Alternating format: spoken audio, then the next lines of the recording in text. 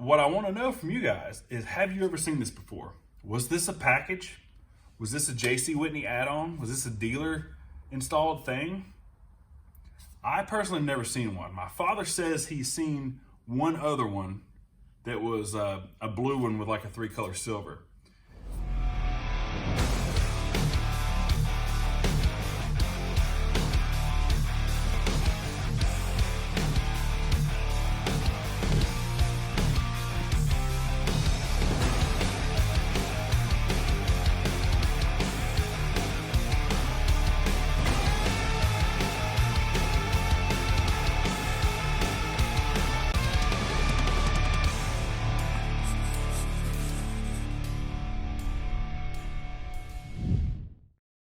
Hey guys, we're back. We're doing something new, at least for the channel, something I do fairly often.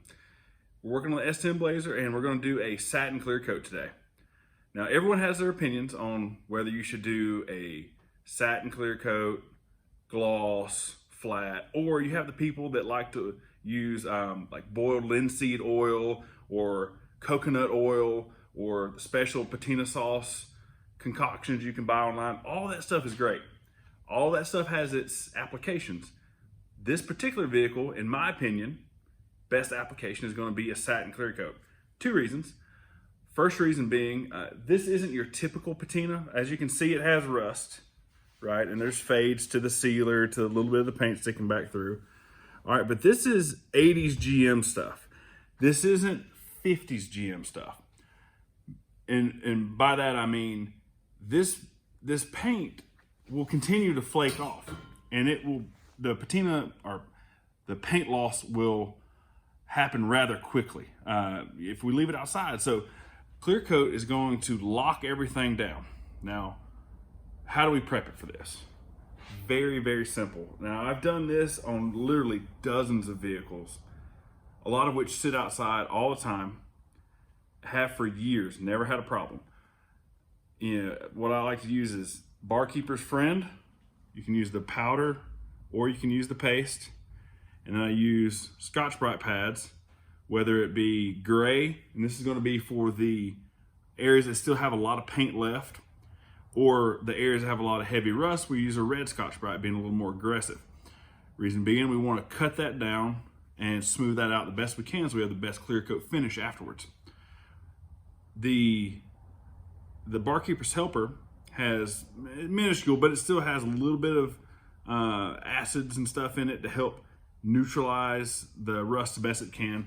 And my theory behind it, a lot of people say that the clear will encapsulate it and the rust will fester under it and it'll cause a whole bigger problem down the road. My argument to that is, if it is clean, if it is dry and is encapsulated, it no longer has the air or moisture it takes for it to continue. As long as it's not rusted from the inside. Like I said, I have a personal truck, a 77 Chevy Love, that my friend Chris and I, we clear coated. The first one I've done, and it was rusted about like this. That truck has been done for a decade, has sat outside for years. It looks just the same as it did the day we clear coated it. Trick being the preparation and the materials we use. So let me talk a little bit about the materials. Okay, for materials, what I like to use on most of my stuff, and when I say my stuff, my 9 to 5, my regular job, is collision repair. And I have really fallen in love with this ACME Finish one. It's a Sherwin-Williams product. This is the FC720, the ultimate overall clear. They have a spot or a small panel clear, way too fast for what we're doing here. And this is just a good all around. It flows well. It's not terribly expensive. Currently, as of today, middle of November 2022, a kit of this, kit being the hardener and the gallon of clear, it's like $135. It's great clear for the money. And it accepts satin or flattening agents very, very well. So that's the clear. The hardener here is going to be your FH612. It's going to be your medium hardener. They have a slow, medium, fast. I find that this is the most versatile. Almost any temperature, this works really well as far as the activator or hardener. And then for a reducer, This is just a particular brand. You can use any urethane reducer with it. This is what's just the cheapest at the moment. It's 1360 grow. 60, okay, so 60 being the temperature range. So some reducers will have slow, medium, fast reduce, or slow, medium, and fast designations to them. Some of them have temperature ranges, and this is a temperature range. So it's 60 to 70 degrees. This is where it's optimal. Then they have a 1370, that means 70 to 80 degrees optimal. They have 1380, 80, you get the point. Outside, it is cold. Tonight, I think it is like 35 degrees outside. The diesel heater in here running wide open, except for when we're filming. And I can get it to about 65, is about all this room wants to, ever kind of be at. So that's why I go with the 60. Works real well. And also to keep in mind, the ambient air temperature is different than the surface temperature of the material. And what I'm trying to say is, if you get it 70 degrees in the room, and this was just sitting outside where it's 30 degrees, this is still 30 degrees. So it's best to bring your material or whatever you're gonna paint inside and let it really acclimate to the room, to let it bring itself up to temperature slowly, so that when you go to paint it, you're not painting over essentially an ice cube. So so talking back about the satin part of it, this is a product from PPG. Its part number is DX10. It's just a flattening agent. It's just a milky, funky looking stuff that you have to stir. It turns into a paste like you can kind of see right there. Okay, this is where it gets tricky. This is where everyone has their opinion on satin, semi-gloss, eggshell, flat, hot rod black. I hate all these terms. Everyone has their opinion on what the perfect sheen is outside of gloss. The great thing about this is you just mix it to your own taste. What I like to do is I like to start a little on the shinier side. So what I'll do is I'll come in here and I'll spray a coat. What I'm gonna do to start out with, I'm gonna come with a 30% mixture. So I didn't talk about this, but this is a 4-to-1 ratio. So 4 parts of this, 1 part of this, 20% reducer, okay? Once I mix this, I pour it into a separate paint cup, go off my ounce chart, and I put 30% of this. That's a great base to start. That way we can sneak up on the sheen either way. Another great feature of this is it also accelerates the drying time dramatically.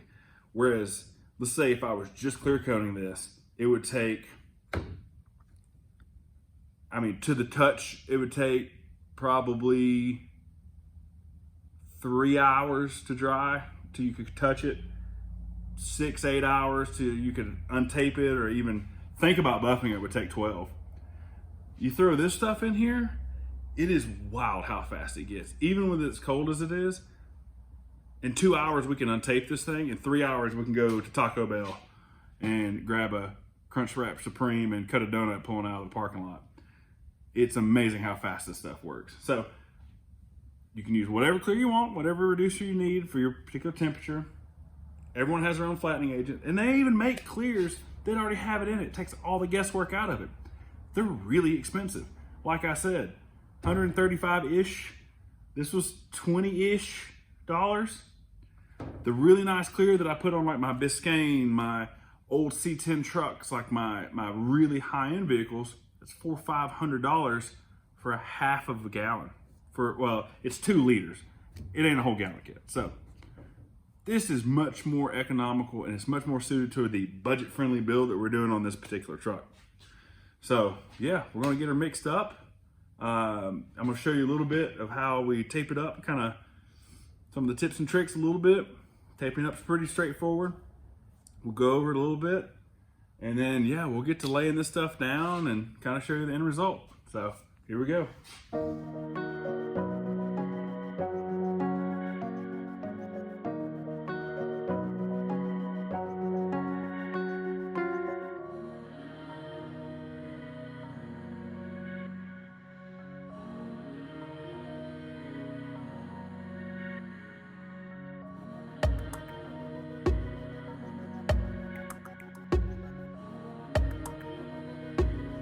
All right, so here you see we already have it taped up.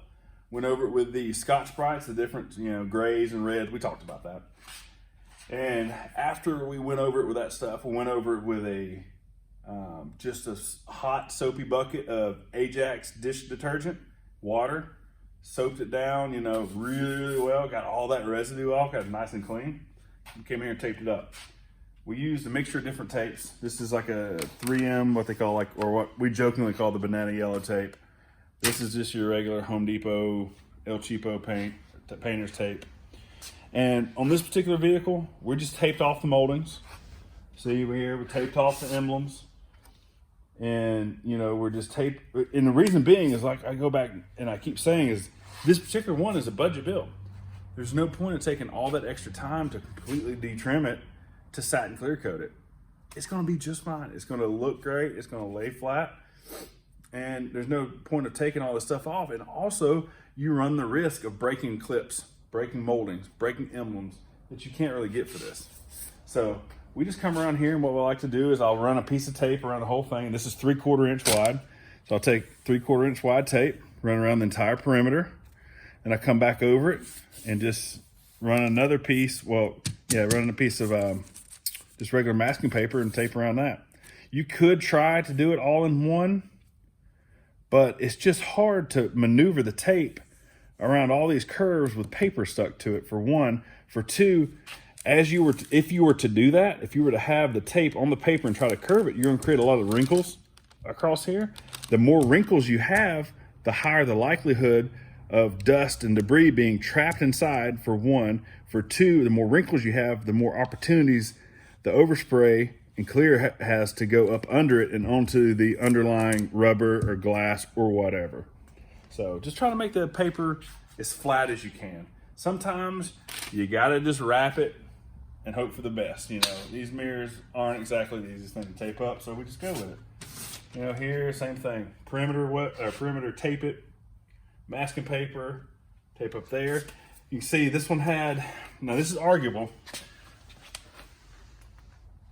Drop a comment below. Actually, while you're at it, let's go ahead and like and subscribe, because you need to.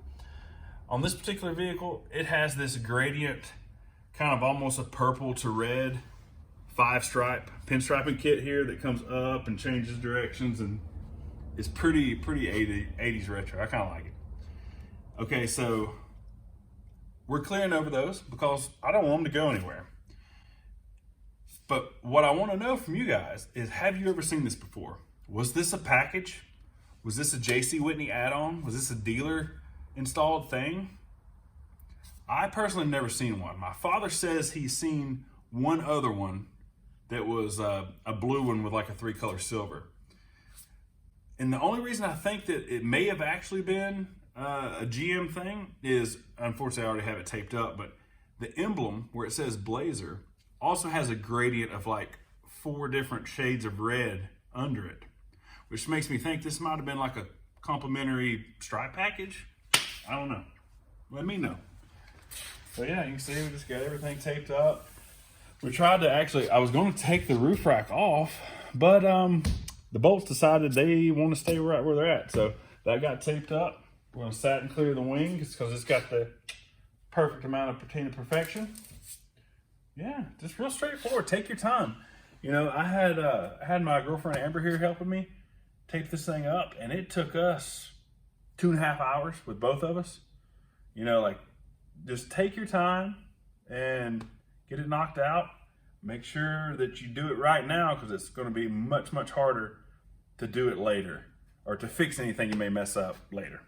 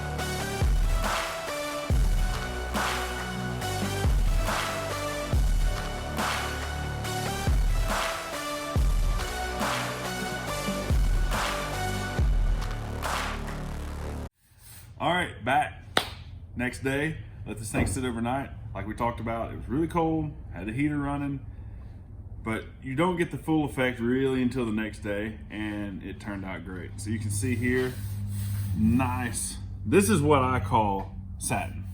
All right, this is my version of satin, and it turned out really, really good.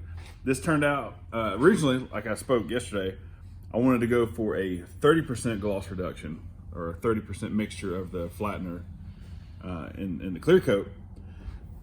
I put the first 2 coats on, and it looked good, but it wasn't exactly where I wanted it. The great thing about this stuff, you can adjust on it. So I put 2 coats at 30%, and on my 3rd coat, I backed it up to 20%. And the reason being, every one of these textures, whether it be the rust, the sealer, the darker rust, the lighter rust, the sealer, the white, they were all taking the satin clear just a little differently. So the white was just soaking it up. The dark rust was just like super shiny on top of it, and this gray and the light rust was somewhere in between. So it was like having 4 different consistencies on top of it. My first 2 coats, and my conclusion with that is I just thought it was too much flattener, and it was just hazing out too quick and not having enough surface build. It was just soaking into the paint. So on my last and 3rd coat, I just decided to back it up a little bit and put 20%. So, well, like I said, we mixed it 4 to 1 to 20, 4 to 1 of the clear to the activator, 20% reducer. First 2 coats were 30% DX10 flattening agent. The 3rd coat was 20% DX flattening agent. And the way I mixed them was like, I think I mixed the clear in 1 cup, I put 12 ounces in another cup, and then filled it up accordingly. So yeah, turned out great. This is exactly how I want it to be. And now, moving forward, you care for this just like a normal vehicle. You wash it, you just drive it, you enjoy it. I've never tried to wax this stuff. I don't know exactly what it would do. Never really had to. It's pretty dang strong, especially when you put 3 coats on it. You get that higher build thickness, and it's good to go. So now we just untape it and we move on. And sooner than later, you're gonna see an update video on this. It's gonna be pretty cool, kind of like a reveal deal. So stick around.